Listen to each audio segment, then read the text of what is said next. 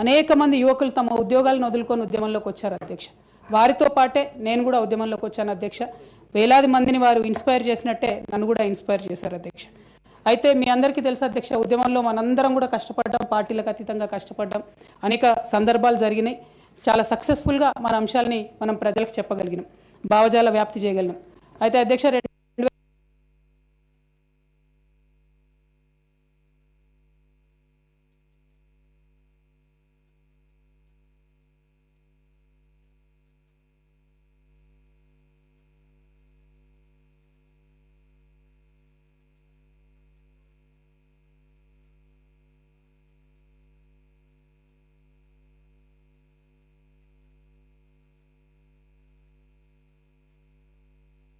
ఈ ఘట్టంలో మనందరం కూడా కష్టపడ్డాం, పార్టీలకు అతీతంగా కష్టపడ్డాం. ఎందుకంటే ఇవాళ అనేక మంది తెలంగాణ ఉద్యమంతో సంబంధం ఉన్నవాళ్ళు, లేని వాళ్ళు, కొత్తగా రాజకీయాల్లోకి వస్తున్నటువంటి వాళ్ళు కూడా తెలంగాణ ఉద్యమంలో మీ పాత్ర ఏంటి అని మాట్లాడుతున్నటువంటి సందర్భంలో గల్లీలో కొట్లాడమే కాదు, ఢిల్లీలో లాబియింగ్లో కూడా నా పాత్ర ఉందని చెప్పడానికే హౌస్లో ఈ మాట చెప్తా ఉన్నాను అధ్యక్ష.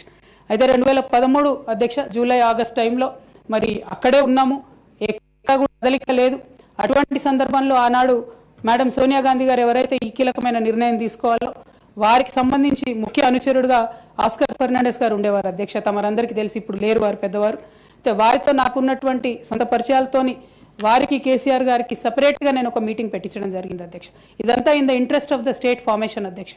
ఆ తర్వాత సోనియా గాంధీ గారు ఇంటర్ఫియర్ అయ్యి ఒకటే రోజులో అధ్యక్ష 7 నుంచి 8 సార్లు కమ్యూనికేట్ అయ్యి మాట్లాడి ఆ తర్వాత తెలంగాణ సాధన అనేటటువంటి అంశం ముందుకెళ్ళింది అధ్యక్ష. ఆ విషయం తమరికి కూడా తెలుసు అధ్యక్ష.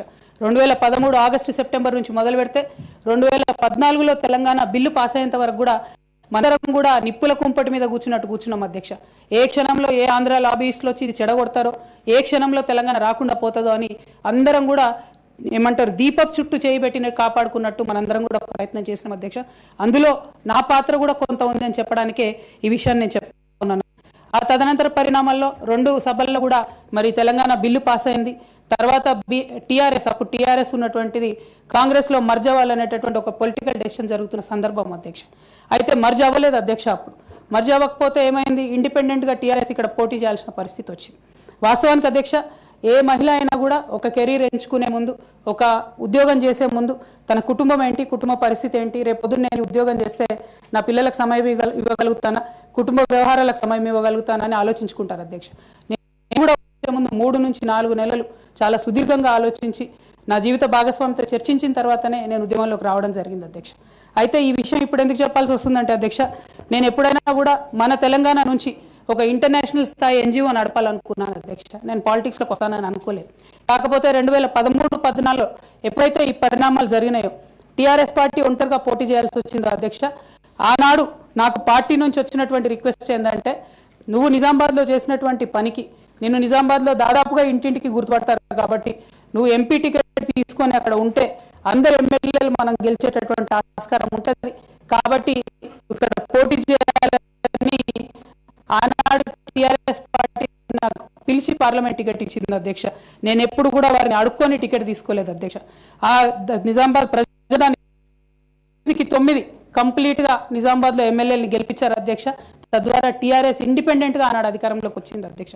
అందరం సంతోషపడ్డాం అధ్యక్ష. నేషనల్ పార్టీస్ మీద డిపెండ్ కాకుండా ఒక స్వీయ రాజకీయ అస్తిత్వం ఈ రాష్ట్రానికి ఉంటుందని చెప్పి టీఆర్ఎస్ పార్టీ అధికారంలోకి వస్తే తెలంగాణ ప్రజలకు మేలు జరుగుతుందని చెప్పి అందరం కూడా పనిచేసాం అధ్యక్ష, కష్టపడ్డాం. అదేవిధంగా మొదటిసారి పార్లమెంట్లో ఉన్నటువంటి మనందరం కూడా మీకు తెలుసు అధ్యక్ష, ఇక్కడ కూడా చాలా మంది సహచరులు ఉన్నారు. చాలా అంశాల మీద, విభజన అంశాలు అన్నిటి మీద కూడా నిరంతరం పోరాటం చేసి అది హైకోర్టు సాధించుకోవడం కావచ్చు అధ్యక్ష, పెద్ద ప్రాజెక్టులకు అనుమతులు సాధించుకోవడం కావచ్చు అధ్యక్ష, అనేక అంశాల మీద కొట్లాడి కూడా పనిచేసినాం అధ్యక్ష.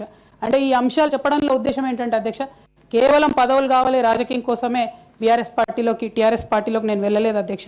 ఆనాడు టీఆర్ఎస్ పార్టీకి అవసరం, తెలంగాణ ప్రజలకు అవసరం అని చెప్పినారు కాబట్టి వెళ్ళిన అధ్యక్ష. వెళ్ళిన తర్వాత కూడా నిజామాబాద్ పార్లమెంట్లో ఉన్నటువంటి వారందరికీ తెలుసు అధ్యక్ష, ఒక 20 సంవత్సరాలు పెండింగ్ ఉండే అధ్యక్ష నిజామాబాద్